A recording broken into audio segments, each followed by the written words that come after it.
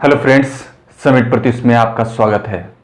आज के इस वीडियो में हम लोग उपराष्ट्रपति के बारे में पढ़ेंगे और उनसे जुड़े जो बेसिक पॉइंट्स हमारे एग्जाम्स में इम्पॉर्टेंट है, जिसके बारे में जानना हमें बेहद ज़रूरी है, उसके बारे में पढ़ेंगे। इसके पहले हमने राष्ट्रपति का वीडियो बनाया था और उससे जुड़े जितने भी पॉइंट्स जो हमें जानने चाहिए एग्जाम पॉइंट ऑफ व्यू से, उसके बारे में हमने पढ़ा था। राष्ट्रपति की शक्ति, राष्ट्रपति के बारे में और जितने भी डिटेल्स हैं उनके कार्य, उन सारे के बारे में हमने पढ़ा था। तो आइए आज इसको हम लोग शुरुआत करते हैं। सबसे पहले देखते हैं ये जो वीडियो हमने बनाया है, इसमें हमने कुछ पॉइंट्स लिख रखा है और इनके बारे में ही हम लोग पढ़ेंगे। इनसे ही सवाल मैक्सिमम पूछा जाता है। इसको शुरू करने से पहले हम लोग यह देखेंगे इनके बारे में कुछ डिटेल्स। ये जो उपराष्ट्रपति का कॉन्सेप्ट है वो हमारे संविधान में यूएसए से लिया गया है। कहां से लिया गया है? यूएसए से। सबसे पहले तो यही है कि ये यूएसए से लिया गया है। दूसरा, अगर वरीयता क्रम देखें कि भारत में इनकी कौन सी वरीयता है, कितने नंबर पे आते हैं, तो इनका वरीयता जो है, वरीयता क्रम, वो दूसरे नंबर का है।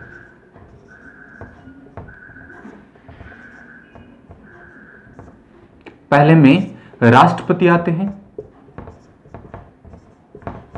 इसलिए इन्हें भारत का प्रथम नागरिक भी कहा जाता है, और दूसरे में उपराष्ट्रपति आते हैं।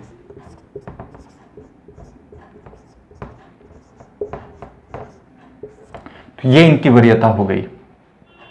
चलिए नेक्स्ट अब देखते हैं ये जो पॉइंट्स हमने लिख रखा है उनके बारे में देखते हैं।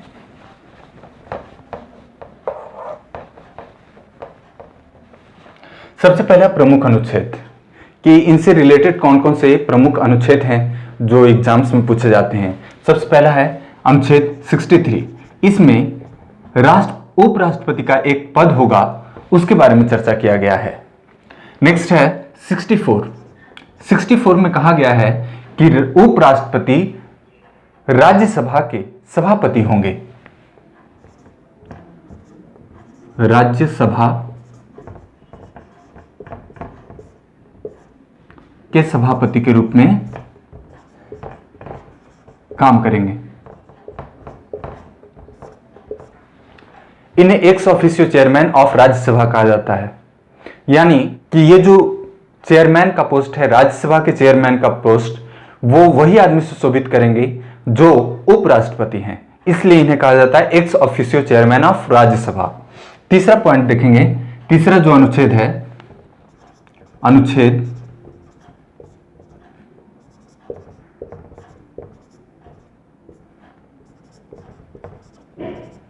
70, इसमें कहा गया है कि अगर राष्ट्रपति किसी कारणवश अनुपस्थित हैं या उनकी मृत्यु हो जाती है तो उस दौरान राष्ट्रपति के कर्तव्यों का निर्वहन उपराष्ट्रपति के द्वारा किया जाता है, और उनका जो पद है उपराष्ट्रपति का, वो अपने पद को छोड़कर राष्ट्रपति का पद संभालते हैं। यानी कि राष्ट्रपति के कर्तव्यों का निर्वहन।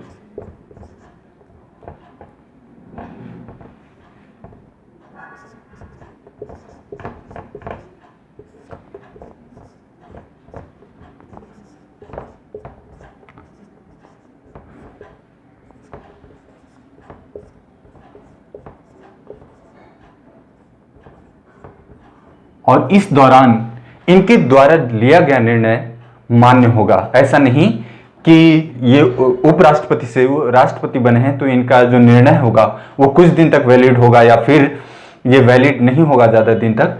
ऐसा नहीं है, बल्कि इन्हें वो पद दिया गया है और अब वो उपराष्ट्रपति न होकर राष्ट्रपति के पद पे हैं, तो उनके द्वारा जो भी निर्णय लिया गया है या कोई भी काम किया जाता है वो मान्य होगा। नेक्स्ट है योग्यता। जब भी योग्यता पढ़ेंगे तो उसमें 4 चीजें ध्यान रखेंगे। पहला, योग्यता क्या होगा इनका? पहला, वे भारत के नागरिक हों, भारत के नागरिक। दूसरा, 35 वर्ष उम्र पूरा कर चुके हों, उम्र पूरा कर चुके हों।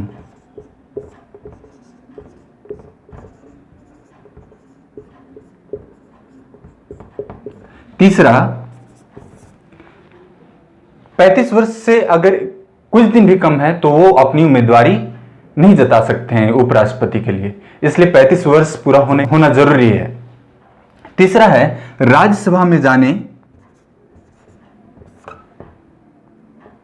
राज्यसभा में चुने जाने की योग्यता रखते हो, चुने जाने।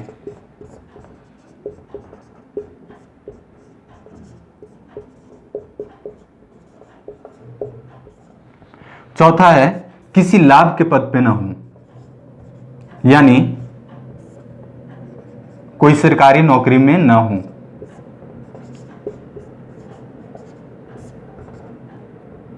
किसी लाभ के पद पे ना हो।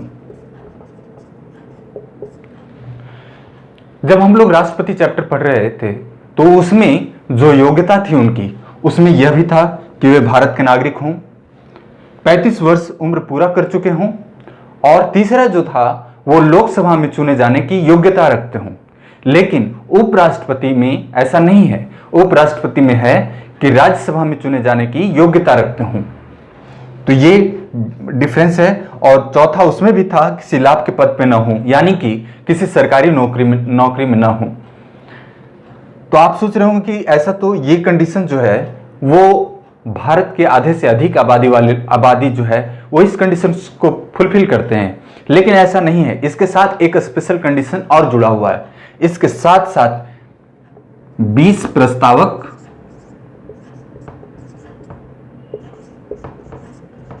एवं 20 अनुमोदक होना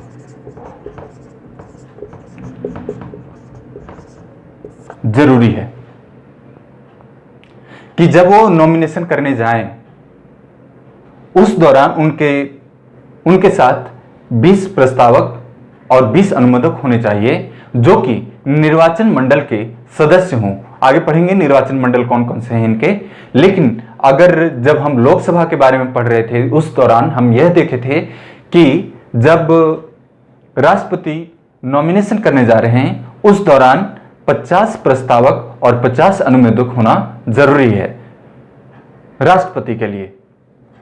लेकिन उपराष्ट्रपति के लिए 20 प्रस्तावक और 20 अनुमोदक होना जरूरी है। तो ये कुछ योग्यता थी उनकी। अब आगे देखते हैं निर्वाचन। इसके लिए हम इसको मिटा देते हैं। इनका निर्वाचन कैसे होता है? इनका निर्वाचन भी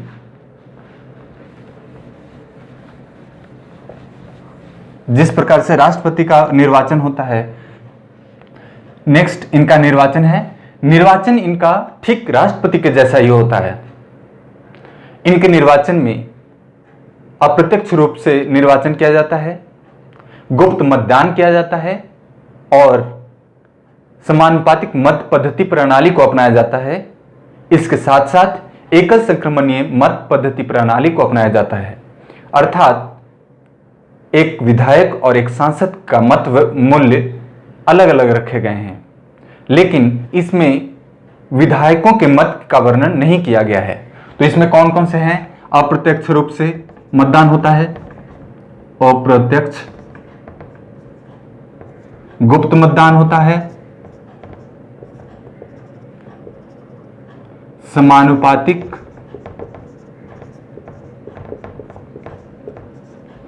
मत पद्धति प्रणाली अपनाई जाती है और एकल संक्रमणीय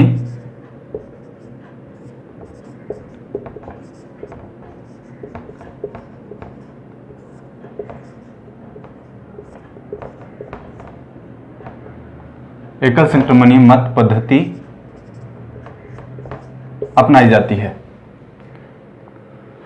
तो ये इनकी जो निर्वाचन हो गया। इनके निर्वाचक मंडल कौन कौन से होते हैं? इनके निर्वाचक मंडल और राष्ट्रपति के निर्वाचक मंडल में थोड़ा सा डिफरेंस है। क्या डिफरेंस है? कि राज्यसभा और लोकसभा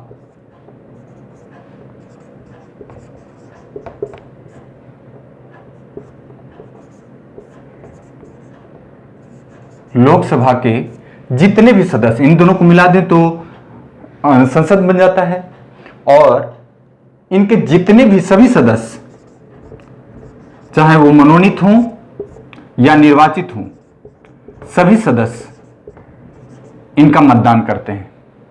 लेकिन राष्ट्रपति के मतदान में सिर्फ निर्वाचित सदस्य ही वोटिंग करने के लिए एलिजिबल होते हैं, और इसमें राज्यसभा में 12 सदस्य मनोनीत किए जाते हैं और लोकसभा में 2 सदस्य जो कि एंग्लो इंडियन होते हैं वो मनोनीत किए जाते हैं। तो इसमें उपराष्ट्रपति के चुनाव के दौरान वे मतदान दे सकते हैं। तो सबसे इंपॉर्टेंट जो चीज है वो सभी सदस्य मनोनीत प्लस निर्वाचित, दोनों सदस्य इसमें वोट करते हैं।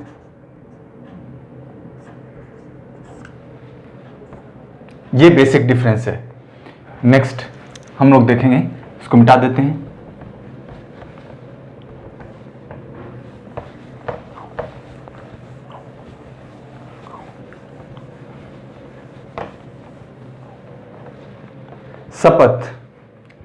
शपथ से रिलेट जब इनका निर्वाचन हो जाता है तो ये शपथ लेते हैं।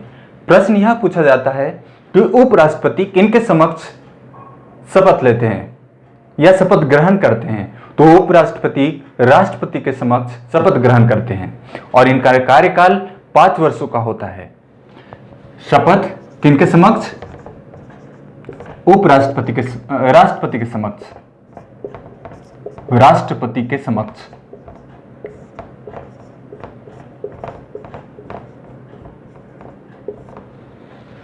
त्यागपत्र, अगर इस 5 वर्ष के कार्यकाल के दौरान अगर वो चाहते हैं कि वो अपना पद त्यागना चाहते हैं तो वो अपना त्यागपत्र किसे सौंपेंगे?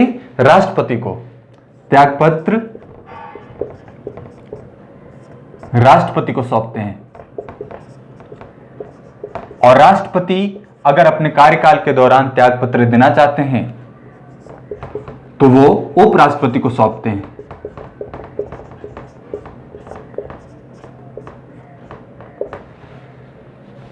उपराष्ट्रपति को हटाने की विधि, इसमें 2 कंडीशन हो सकता है।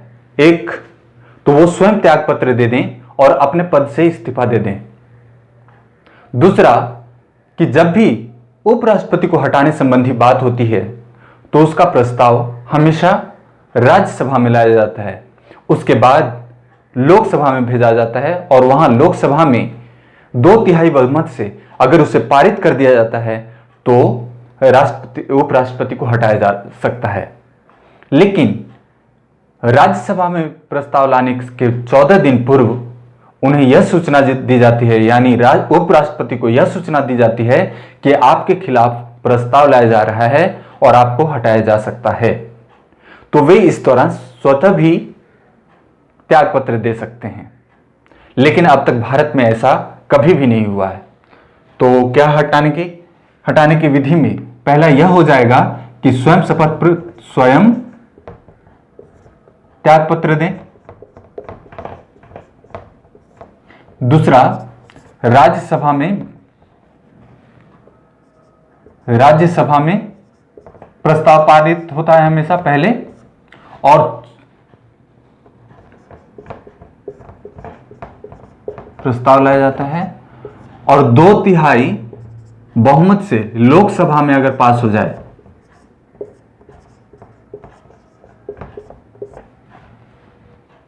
तो इन्हें हटाया जा सकता है। लेकिन इसका शर्त एक है कि 14 दिन पूर्व इन्हें सूचना दी जाती है कि आपको हटाने के लिए एक प्रस्ताव लाया जा रहा है। यह हटाने की विधि हुई। नेक्स्ट है उपराष्ट्रपति की शक्ति एवं कार्य। उपराष्ट्रपति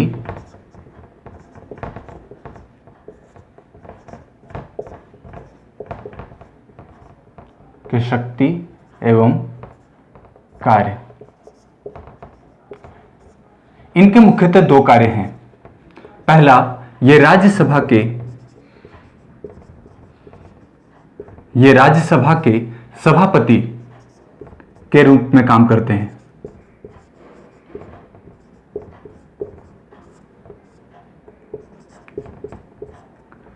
राज्यसभा के सभापति के रूप में काम करते हैं। और दूसरा, राष्ट्रपति की अनुपस्थिति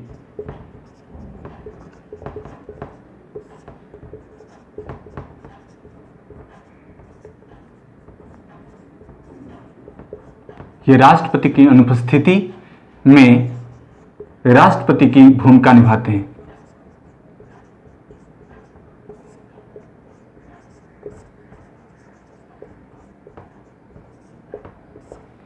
राष्ट्रपति की अनुपस्थिति में राष्ट्रपति की भूमिका निभाते हैं, अर्थात अगर राष्ट्रपति किसी कारणवश छुट्टी में है या वो उन्होंने त्याग पत्र दे दिया है अचानक, या उनकी मृत्यु हो जाती है, या किसी गंभीर बीमारी से जूझ रहे हो, इस दौरान उपराष्ट्रपति राष्ट्रपति का पद संभालते हैं और इनके द्वारा जो भी निर्णय लिया गया है वो मान्य होगा। एक शर्त और है कि ये जो उपराष्ट्रपति हैं वो उपराष्ट्रपति राष्ट्रपति के रूप में मैक्सिमम 6 माह तक रह सकते हैं और इस 6 माह के अंदर ही राष्ट्रपति का चुनाव कर लेना बहुत जरूरी है। राज्यसभा के जब सभापति होते हैं तो इन्हें लोकसभा के अध्यक्ष के बराबर ही पावर होते हैं और उनके समान ही ये कार्य अपना करते हैं और सभापति राज्यसभा में जो भी व्यवस्था है उसके अनुरूप अपने कार्य एवं शक्तियों का उपयोग करते हैं। इस दौरान जब ये राज्यसभा के सभापति होते हैं उस दौरान इन्हें 4 लाख रुपए वेतन मिलता है, 4 लाख रुपया। और जब ये राष्ट्रपति होते हैं तो सारी शक्तियां राष्ट्रपति की इनमें समाहित हो जाती है और इन्हें 5 लाख रुपया, जैसा कि हमने कल बताया था कि 5 लाख रुपया राष्ट्रपति को वेतन मिलता है, वैसे ही वेतन मिलेगा। दूसरा, नेक्स्ट बात यह है कि जब ये उपराष्ट्रपति राष्ट्रपति बन जाते हैं या राष्ट्रपति का कार्यभार संभालने लग जाते हैं तो क्या उस दौरान भी ये राज्यसभा के सभापति होंगे? तो नहीं, ये जब राष्ट्रपति बन जाते हैं तो राष्ट्रपति की भूमिका निभाते हैं और उनका जितना भी वेतन पद एवं भत्ते हैं वो उन्हें दिया जाता है, प्रदान किया जाता है और इस दौरान उन्हें 5 लाख रुपए प्रति माह वेतन भी मिलता है। तो यही कुछ डिफरेंस है जब वो राज्यसभा के सभापति हैं तब और जब वो राष्ट्रपति बन जाते हैं तब। लेकिन बेसिकली उनका जो काम होता है वो राज्यसभा के सभापति के रूप में ही कार्य करते हैं। ये बहुत ही रेयर केस में ये काम मिलता है उन्हें। तो ये कुछ थे जो उपराष्ट्रपति के शक्ति एवं कार्य थे। नेक्स्ट है राज्यसभा में स्थिति एवं वेतन।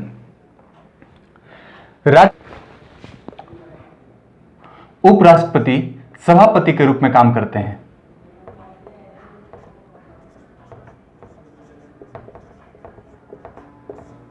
उपराष्ट्रपति राज्यसभा के सभापति के रूप में काम करते हैं, लेकिन वे राज्यसभा के सदस्य नहीं होते। राज्यसभा के सदस्य नहीं होते हैं। तो प्रश्न यह पूछा जाता है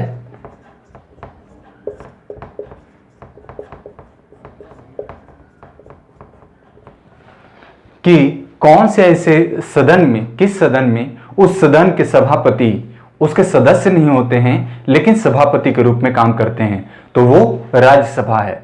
राज्यसभा के सभापति उपराष्ट्रपति होते हैं जो कि उसके सदस्य नहीं होते, राज्यसभा के सदस्य नहीं होते। यही कारण है कि जब भी कोई बिल राज्यसभा में आता है तो वो उस पर वोट नहीं कर सकते, वोटिंग करने का अधिकार उन्हें नहीं प्राप्त है। क्यों? क्योंकि वो राज्यसभा के सदस्य नहीं है। लेकिन क्या वो कभी भी वोटिंग नहीं कर सकते हैं? तो इसका एक कंडीशन है, जब भी कोई बिल आया राज्यसभा में और उस दौरान अगर 50% मत पड़ा कि उस बिल पे, तो इस दौरान राज्यसभा के सभापति को निर्णायक मत देने का अधिकार है। निर्णायक मत देने का अधिकार है, यानी कि अगर वो इस दल को अपना वोट दे देते हैं तो ये जीत जाएगा, या इस दल को अपना वोट दे देते हैं तो ये जीत जाएगा। तो ये राज्यसभा में उनकी स्थिति है। इसके साथ साथ वेतन तो हम लोगों ने पढ़ ही लिया। नेक्स्ट है सुप्रीम कोर्ट उपराष्ट्रपति का चुनाव संबंधित कोई भी व्यवधान उत्पन्न होते हैं या कोई भी अड़चन आता है तो उसे सुप्रीम कोर्ट में सुलझाया जाता है, ना कि डिस्ट्रिक्ट कोर्ट या हाई कोर्ट में सुलझाया जाएगा। इनसे संबंधित जितने भी मामले सुलझाने होंगे वो सुप्रीम कोर्ट में ही सुलझाया जाएगा और इनका निर्वाचन आयोग के द्वारा ही राष्ट्रपति के समान किया जाता है। तो ये कुछ बेसिक पॉइंट्स थे उपराष्ट्रपति से रिलेटेड, और हमने अभी देखा कि उपराष्ट्रपति के कुछ प्रमुख अनुच्छेद, इनकी क्या योग्यता है, इनके निर्वाचन संबंधी बात कि इनका निर्वाचन कैसे होता है, इनके निर्वाचन मंडल कौन से होंगे, ये शपथ किनके समक्ष लेंगे, इनका त्यागपत्र कौन लेते हैं, इनको हटाने की क्या विधि है, इनके शक्ति एवं कार्य कौन कौन से हैं, राज्यसभा में इनकी स्थिति एवं इनके वेतन के बारे में पढ़े, और इनका जितना भी इनसे रिलेटेड जो भी विवाद, इनके चुनाव संबंधित जो भी विवाद हैं वो कहाँ सुलझाए जाएंगे, तो वो सुप्रीम कोर्ट में सुलझाए जाएंगे। इसके साथ साथ इनके कार्यकाल के बारे में हम लोग पढ़ा कि इनका कितना कार्यकाल होता है, तो 5 वर्ष का कार्यकाल होता है। मैं उम्मीद करता हूँ कि आपको ये चैप्टर बहुत अच्छे से समझ में आया होगा, और पसंद आने पर लाइक और सब्सक्राइब जरूर करें। धन्यवाद।